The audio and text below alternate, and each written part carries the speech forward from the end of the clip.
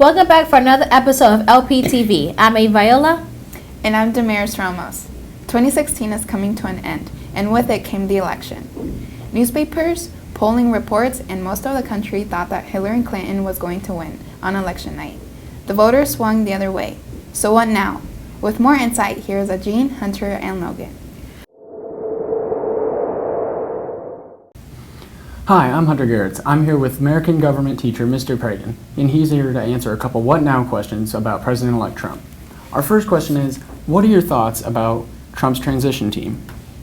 I guess one of the things that's important to note is that Donald Trump ran on a platform of being sort of this government outsider, and so I think now is a challenge for him to pick some people who know enough about how the government works to help him through his transition, but at the same time pick people from out of government positions to kind of keep his promises that he was going to be this outsider candidate. And what do you think about Trump wanting to get rid of any acts that he finds unconstitutional? Well, I've read that Trump wants to repeal any of President Obama's executive orders that he considered to be unconstitutional. And I guess the way that would work is that the Supreme Court ultimately makes the decision about what is and isn't constitutional. And the Supreme Court hadn't ruled any of President Obama's executive orders unconstitutional. That being said, President Trump will be able to change many of the things that President Obama did during his term that President Trump wants to see changed. Like, for instance, the Obamacare policies were challenged at the Supreme Court level, and the Supreme Court said that those requirements were constitutional and the states had to follow them. But I know that one of the things that President-elect Trump has said is he wants to get rid of, but now he's kind of changed that to he wants to change most of it and eliminate a bulk of it, but still keep some things. And then what are your thoughts as a kind of a teacher or as someone that works in the school district, Trump wanting to end kind of the Common Core and replace it with something new? Yeah, the Common Core is a federal policy, which means the national government gets to dictate what the states do for their education programs. And in the past, that power had been with the state governments, and so as a Republican, as a conservative, Donald Trump would like to see those educational decisions go back to the state level. And I'm not sure how that will. Common Core has had some good effects on education, but also some things that teachers and administrators might have thought were a little bit too heavy-handed. So we'll see how the balance of that comes down. And I think the big question is Trump's immigration policies. Kind of what is the thoughts on that? I'll be interested to see how that shakes out as well. I guess the policies that he ran on were very divisive in a lot of ways, and so President-elect Trump will need to get some good bipartisan agreement if he's going to do the things that he said with regards to deportation and even building the wall that we've all heard so much about. Whether he'll actually be able to get that done or not, time will tell. Yeah.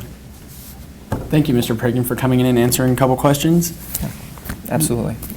Going forward as a country, we need to know what's in store for us. Thank you for the insight.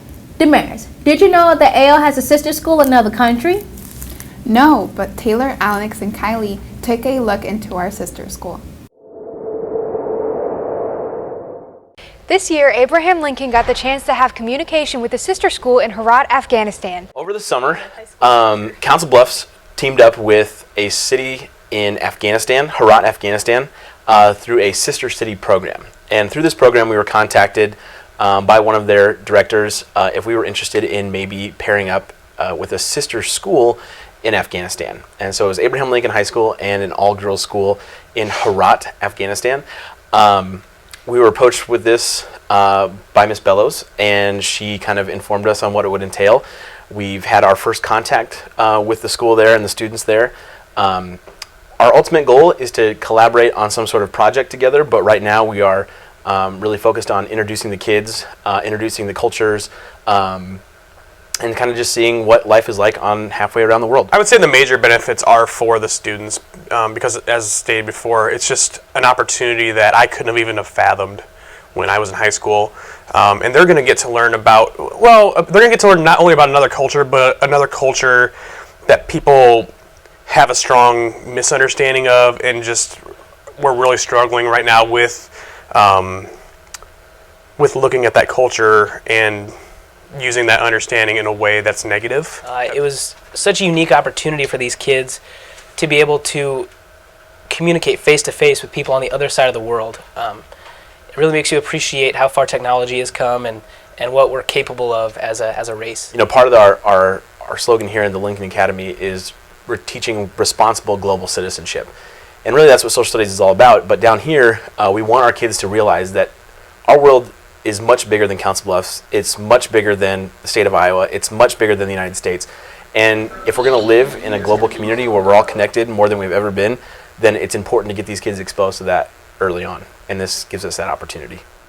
This is Taylor Bever, Kylie Shore, and Alex Hewlett reporting for LPTV. Our sister school is really cool, and I can't wait for more interaction with them. Thanks, guys. Inspired by the fall, Kaylee and Connor has created a makeup look. This easy look will help anyone finish fall in style. I can't wait to see the final look.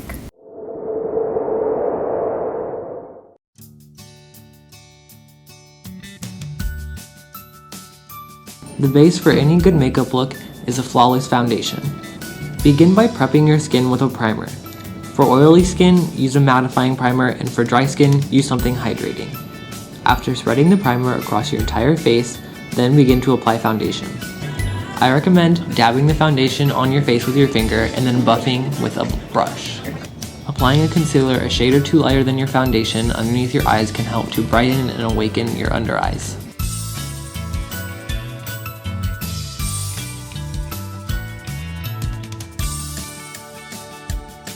Then, using a pressed or loose powder, set your entire face. To contour, you can take a shade of cool tone bronzer and apply it to the areas of your face that are naturally shadowed.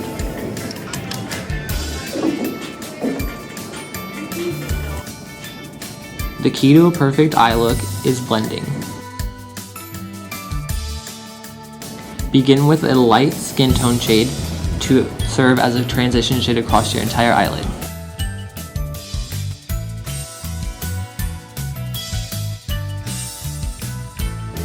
After applying that first light shade, begin to apply darker and darker shades, making sure to blend out any harsh lines. To get the perfect wing eyeliner, begin by creating a thin line and then connecting it to the top of your eyelid.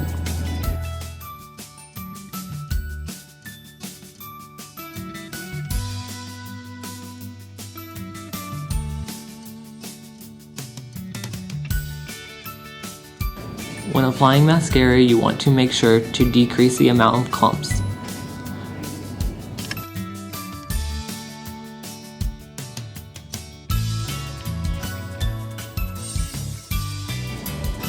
If you choose not to do a lipstick like we did in this video, you can just use a chapstick or a lip scrub to clear any excess foundation off of your lips.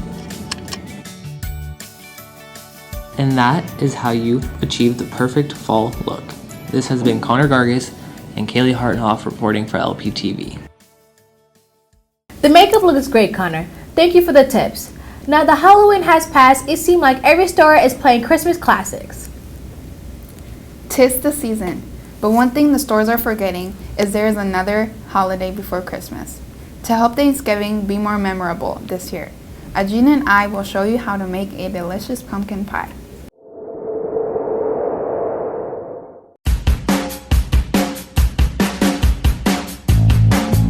15-ounce pumpkin can, 1 can of sweetened condensed milk, half teaspoon of ground ginger, 1 teaspoon of ground cinnamon, half teaspoon of ground nutmeg, 2 large eggs, half teaspoon of salt, 1 pre-made pie crust, and whipped cream, which is optional. First, you preheat your oven at 350 degrees. Mix all the ingredients together.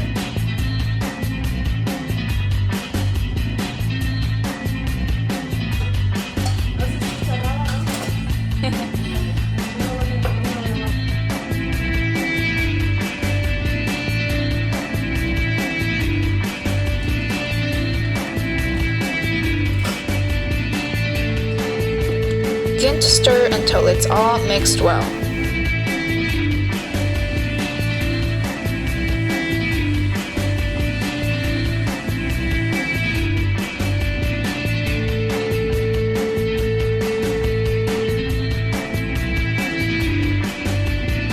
Open the pie crust and put filling in.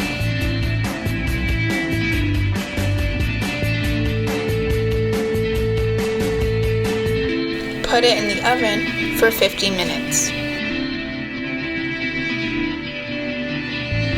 Take out the pie, and if it's still jiggly, then put it in longer. If it is firm yet soft in the middle, then it's ready. Let it cool down. Put some whipped cream and enjoy. This has been Damaris Ramos and Najin Manji reporting for LPTV. That pie looks amazing. Speaking of Thanksgiving, what are you going to do? I'm going to see family like many other people, but Thanksgiving is a time to come together with those close to you. Sydney and Najin have more things on Thanksgiving. Thanksgiving to me means celebrating what you're thankful for with your family. It's one of the only times of the year that it's families get together and actually have family time, because a lot of times families are busy. I know my family's busy and we never really see each other unless it's Christmas or Thanksgiving. So to hang out with family and friends, make sure you guys don't fall apart and just have fun, I guess.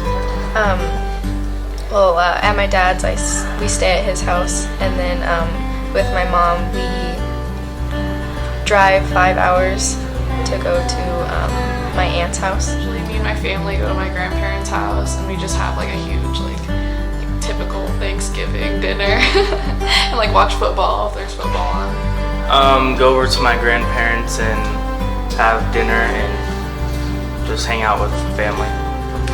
I'm thankful for obviously my family, for my friends. I'm thankful for my education as well, and just the place where we live in. So. Family, friends, a roof over my head. LPTV wishes you have safe travels, lots of yummy food, and especially something to be thankful for. This has been Najin Manji and Sydney Reynolds reporting for LPTV. Now let's hand it over to Najin with some quick announcements. Thanks guys, a few announcements that you should be aware of is that iJag is collecting candy to send overseas to the troops this holiday season. Any candy that you wish to donate should be brought to McPherson's in B208 or to Desiree Styles. This upcoming Saturday, ROTC is putting on a pancake feed. All you can eat pancakes for $5. Find an ROTC cadet or go to the ROTC room for tickets. Key Club is raising money to feed local families on Thanksgiving. Donate and receive a key with your name on it that will be hung up in school. Also, LPTV wants you to be involved with what we decide to cover around the school, so you can now use the hashtag LPTVMustSee and share your story ideas with us. This has been Najin Manji reporting for LPTV. Now, back to the studio with Damaris and Ave. Thanks, Najin. Well, that's all the time we have for this episode. Don't forget to look out for our next one. From all the staff at LPTV, thanks for watching.